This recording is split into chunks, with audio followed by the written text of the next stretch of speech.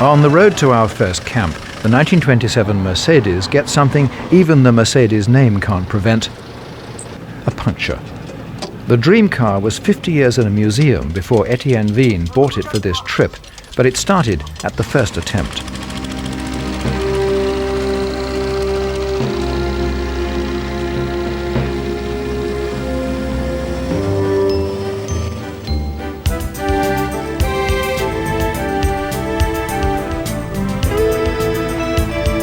The big Mercedes from Holland.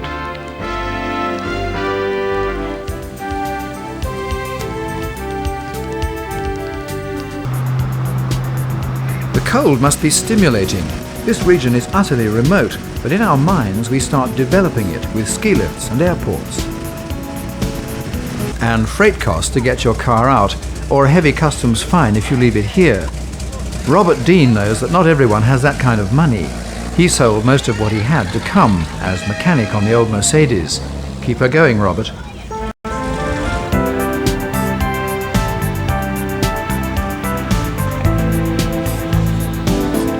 With the old Mercedes, how's Etienne finding life at 17,000 feet? I had some problems. It's awful heavy. It's much harder than I expected. And the altitude is so hard, and it's really hitting you like a hammer. Driving the car at these high altitudes, driving a truck, it's exhausting. And everything went well until I reached camping site last night. I stepped out of the car, I wanted to put up the tent, and all of a sudden I was out of breath. And I didn't lose control, but I had to sit down and say, take it easy. I had a pretty rough night last night. At 70, the big Mercedes is the oldest car left. 2 older cars have dropped out.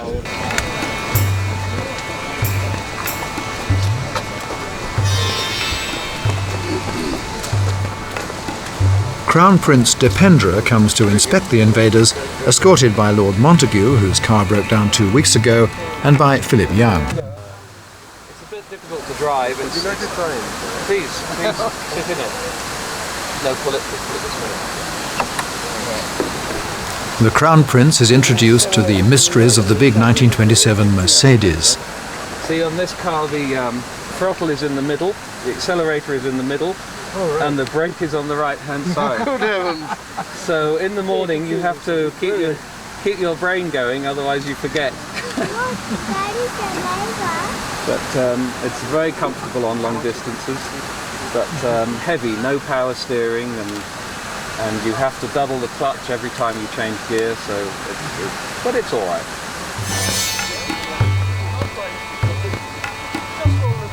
When the royal visit is over, Prince Dipendra takes to his own car, a Mercedes old enough to be on the rally.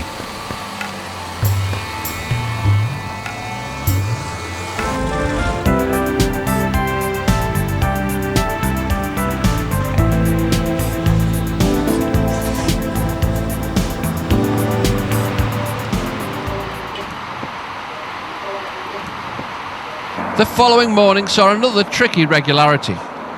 Caroline Ward ensured that Michael Kuntz took the right route.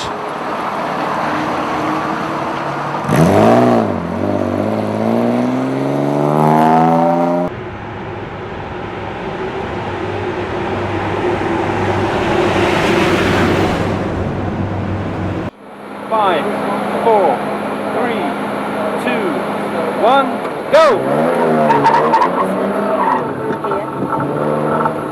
Then you're heading round to the left through that one. Next morning, and a bit of fun. An auto test around an old bus station consisting of a slippery grass-covered concrete surface. Here, Heather Milne-Taylor guides Richard Fennells around the cones. And up through the centre, round here. Turning left inside this one. Then you want to pick that one up round to the right. Get through here. Then through that one. Then turning right to stop and stride the finish. Finishes here, stop and stride. The test was unusual in that there was no set route to Heather Milne-Taylor and Richard Fennells. These Carpathian mountains are home to one of the few remaining populations of European brown bear. Ceausescu had them vigorously protected, so he could shoot them himself. Fortunately, he missed a lot, and Romania now has an invaluable tourist asset. 60% of all the bears in Europe. Needless to say, we didn't see any.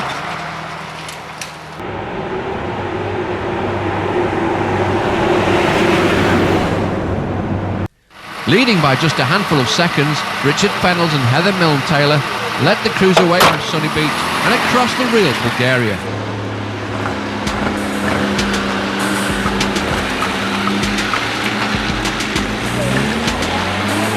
Almost guaranteed that some crews would go the wrong way.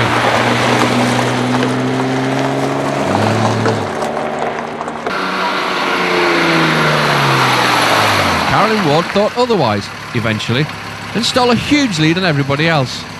Luck or good judgment, you decide. Cars going in all directions.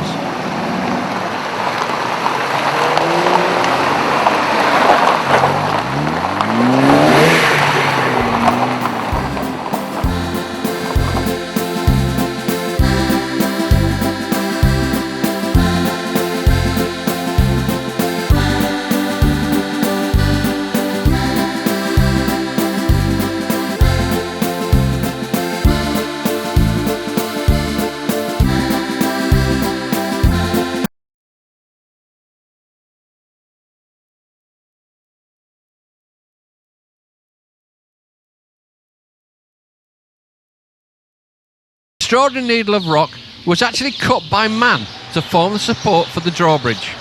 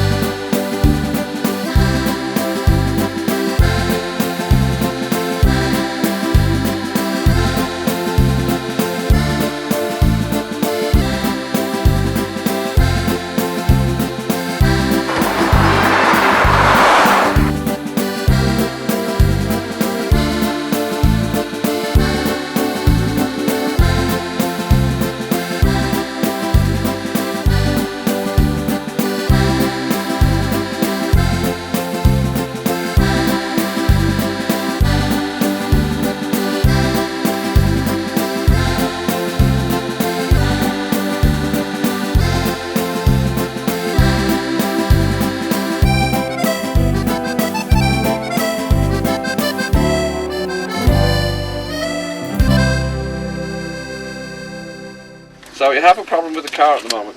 Ja, gistermorgen, de eerste regularity, was ontzettend zwaar en die ging vreselijk hard over het grid en bumpy roads. Because we seem to find some engine mounts. Ours broke yesterday in the last regularity, and yeah, we only noticed it last night.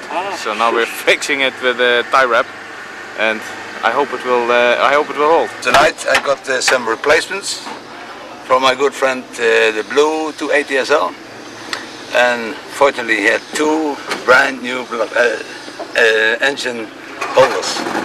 Unbelievable. It's great.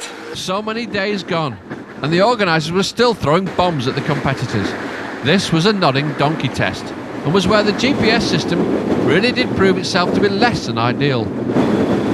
The problem was that the waypoint was indicated as being almost straight ahead, but there was a definite T-junction in front of the competitors. It really was a 50-50 call, and one that caught a lot of crews out, including the leaders.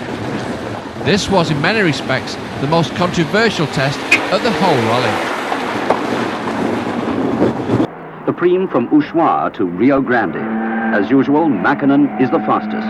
With so many penalties, he has to be content with 4th place overall. Soon the snow was left behind, and early on the morning of Sunday, the 24th of September, as the sun came up over the broad expanse of the River Plate, 19 rally cars made their way into the small town of Magdalena, just outside Buenos Aires. They were the survivors of the longest competitive drive in the world. Mercedes finished 5-4-3-2-1. Kleint, Mäkinen, Fuchs, Sazada, Cowan. But it was not at all easy. Well, I think the most memorable must have been last night.